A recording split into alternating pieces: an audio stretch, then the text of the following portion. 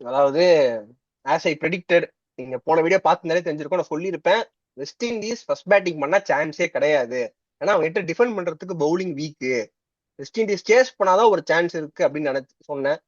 ஆனா அப்படி இருந்துமே ஒரு ஓரளவுக்கு டீசென்ட் ஃபைட் கொடுத்தானுங்க. But end of the day India டீம்னு வந்துட்டா சிஎஸ்கே பிளேயர் கிட்ட தான் வந்தாகணும் எழுதி இருக்கு. ஒண்ணுமே மாத்த முடியாது. அன்றும் இன்றும் என்றும் சிஎஸ்கே பிளேயர்னால மட்டும்தான் இந்தியன் டீம் ஜெயிக்கும். நீங்க சாம்பியன்ஸ் டிராபி ஃபைனல்ல யார் அடிச்சு குத்தா நினைக்கிறீங்க? பினிஷிங் ஷாட் யார் அடிச்சா? ரவீந்திர ஜடேஜா. அப்புறம் எந்த டீம் ஆடிட்டு இருந்தாரு சொல்லுங்க? எந்த டீம் ஆடிட்டு இருந்தாரு?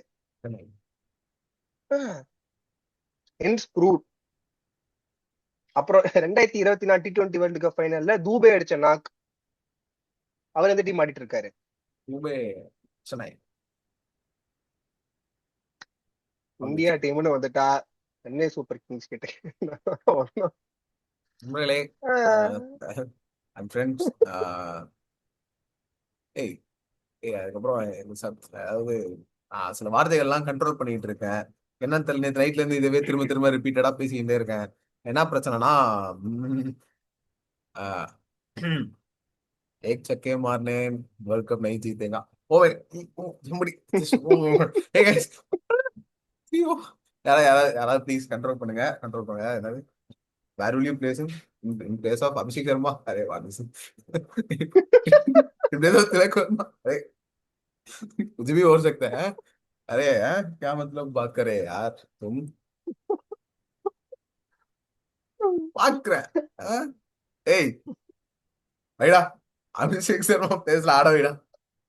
ஏய் திலக் வர்மா பிளேஸ்ல ஆட வைடா.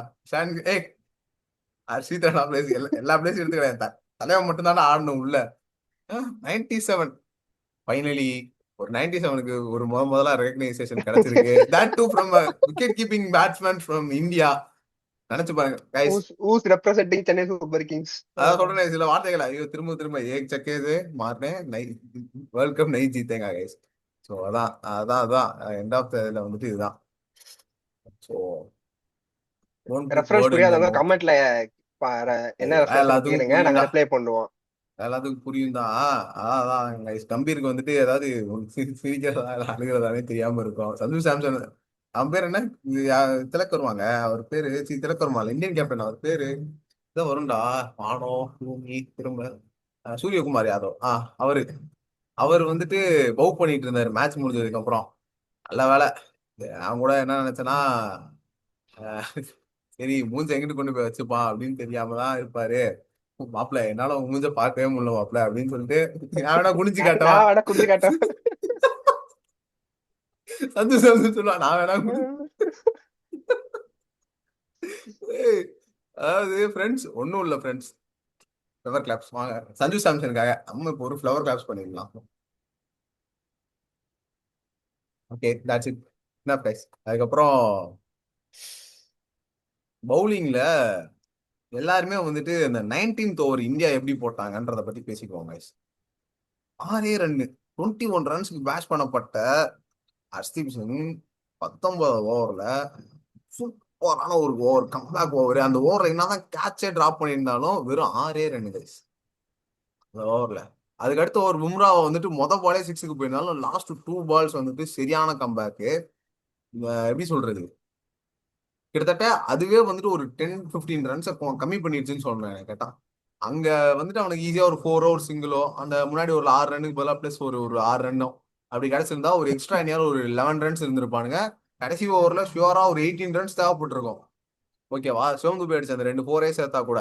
சோ அங்கங்க அப்படியே மேக்கப் பண்ணி வந்துட்டானுங்க எப்படியோ ஒரு வழியா. மத்தபடி எப்படின்னா ஃபீல்டிங் வந்து நேத்து ரொம்ப ப்ரெஷர்ல இருந்தானுங்க. ஏன்னா ஈடன் கார்டனு மாட்டிக்கிட்டோம்.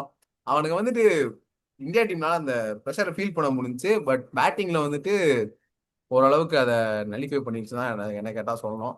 அதே மாதிரி மற்ற பிளேயர்ஸ்லாம் வந்துட்டு பயங்கரமா லூஸ் ஷாட்டுக்கு போய் அவுட் ஆகல அபிஷேக் சர்மாவை தவிர்த்து. ஏன்னா அது வந்து ஒரு நல்ல பால் தான், பால் டு ஹிட் தான், இல்லைன்னா சொல்ல மாட்டேன். பட் நினைச்சதை விட கொஞ்சம் ஃபாஸ்டா வந்துருச்சுன்னு தான் சொல்லணும்.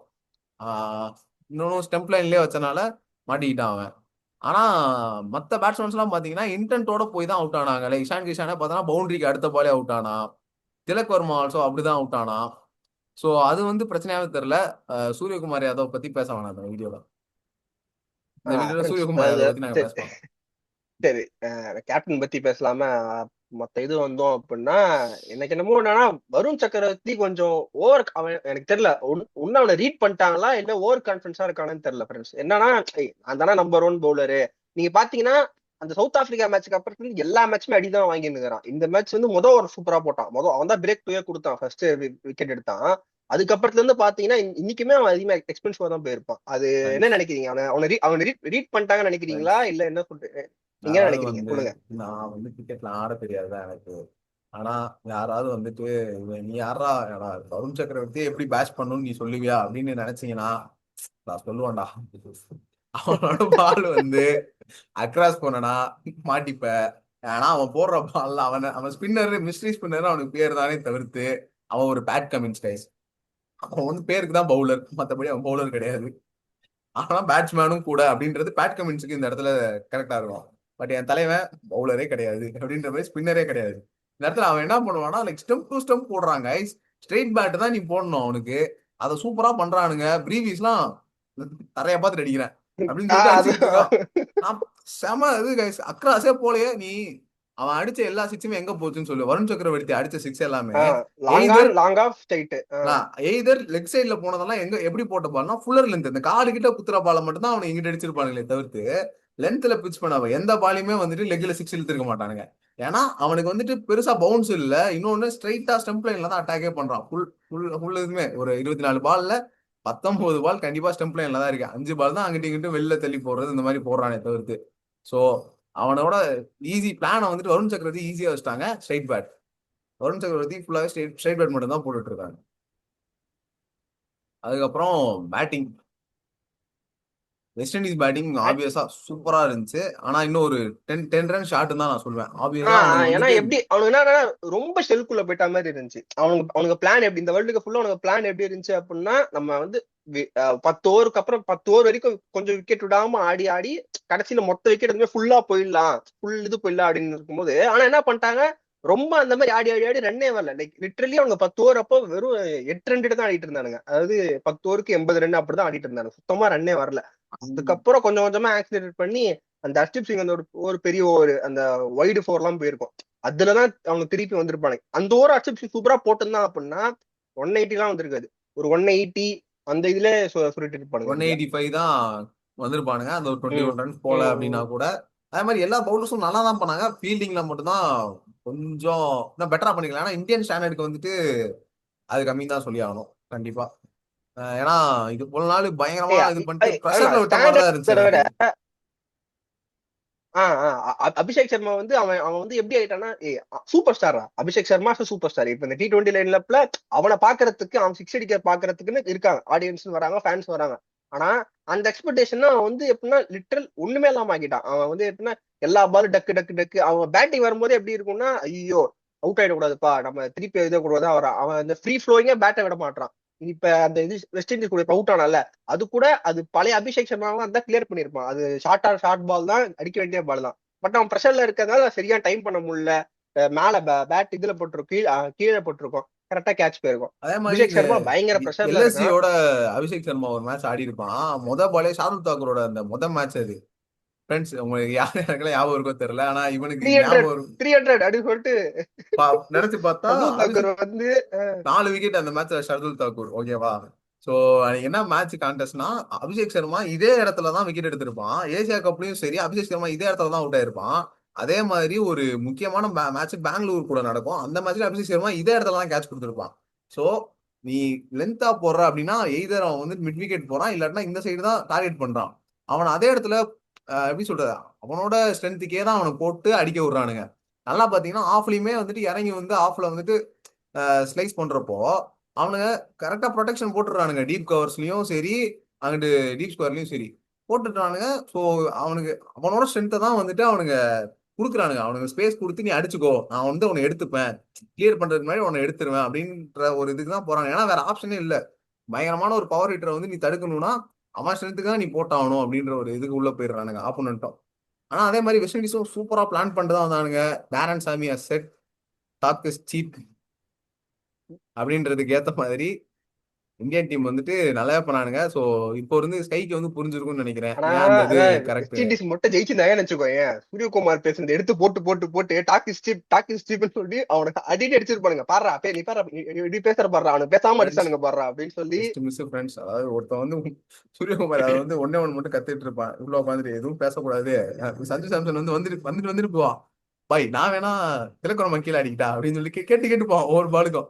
பாய் நெட் பிராக்டிஸ்ல வந்துட்டு அவன் எங்கடா இருக்கான் அவனுக்கே பால் அடிச்சிட்டு இருப்பான். அந்த மாதிரி சந்து சாம்சன் வந்து வாழ்க்கையில சந்தோஷமான கேம்பெயின்ல இருப்பான் ஃப்ரெண்ட்ஸ். இனிமே ஏன்னா சிஎஸ்கே வேற செம மைண்ட் செட்ல வரான். எனக்கெல்லாம் ஜாலியா இருக்கும்.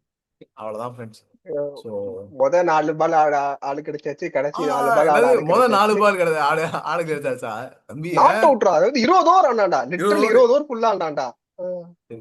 முதல் 4 பாலு யாரா மீம் எல்லாம் போட்டிருப்பா? ஓண்டா கிரேசி கேட் தான் போட்டுட்டு இருந்தான். எந்த டீம் பாத்திருப்பேன். ஃபேனா இருப்பானுங்கன்னு தெரியல. அவன் சிஎஸ்கே சப்போர்ட் பண்ணான்டா. சிஎஸ்கே தானா? சிஎஸ்கே பரவாயில்ல, நம்ம பயிர்களே கலாய்ச்சிக்கலாம், நமக்குள்ள கலாய்ச்சிக்கலாம், நம்மள யாரும் கலாய்க்கூடாது அப்படிங்கிற மாதிரி. பரவாயில்ல பை. சரி நீங்க சொல்லுங்க. மேட்ச் வெற்றிகரமா முடிஞ்சுச்சு. செமிஃபைனல் அப்போ வரும் என்ன ஆச்சு அப்படின்னு பாக்குறதுக்காக ப்ரெடிக்ஷன், செமிஃபைனல் வந்து ப்ரெடிக்ஷனோட வரும். ஆஸ் ஐ செட், நான் இங்கிலாந்து தான் சப்போர்ட் பண்ணுவேன்.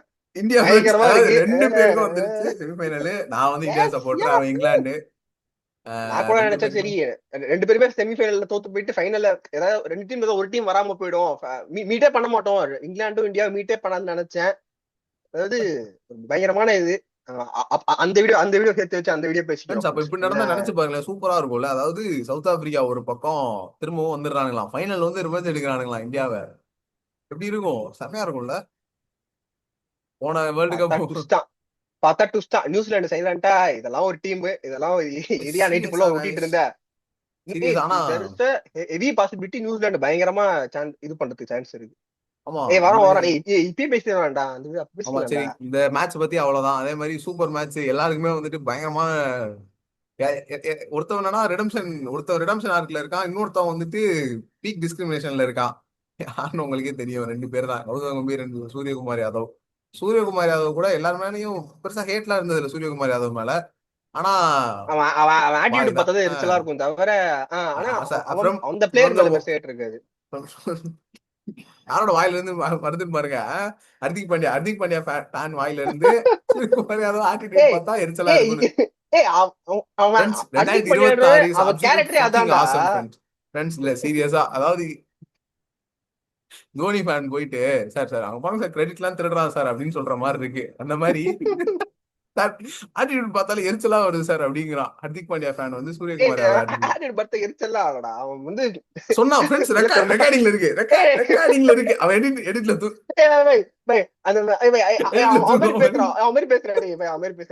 திலக்கு வருமா ரெக்கார்டிங்ல இருக்கே. அதாவது அவன் தான் சொன்னா ஆட்டிடியூட் பார்த்தா எரிச்சலா இருக்கு அப்படின்னு சொல்லிட்டு, இல்ல நான் எரிச்சலா வரும்னு சொல்லல அப்படின்ட்டு சொல்றான். சோ இதெல்லாம் எடிட்டிங்ல தூக்கிடுவானுங்க ஃப்ரெண்ட்ஸ். எங்க சேனல் ஆனா அப்படி கிடையாது. எங்க சேனல் அப்படி கிடையாது. எங்க கிட்ட என்ன இருக்கும், டெமோக்ராட்டிக்கான சேனல் ஃப்ரெண்ட்ஸ். சேனல்ல 2 ஓட்டு, 2மே நான் தான் போடுவேன் ஓட்டு. அவன் சும்மா ஒப்பு சப்பாதான். அதான் ஃப்ரெண்ட்ஸ், என்னன்னா சூரியகுமார் அதான் ஃப்ரெண்ட்ஸ் 2026 வந்து பயங்கரமா ஒரு இதுல போயிட்டு இருக்கு. ஸோ அடுத்து உங்களுக்கு என்னென்னலாம் கண்டென்ட்ஸ் வேணும் அப்படின்றத வந்துட்டு கமெண்ட்ஸ்ல சொல்லிட்டு போங்க. அதுக்கப்புறம் அடுத்து நம்ம வீடியோல வந்துட்டு வருவோம், முன்னாடி வருவோம்.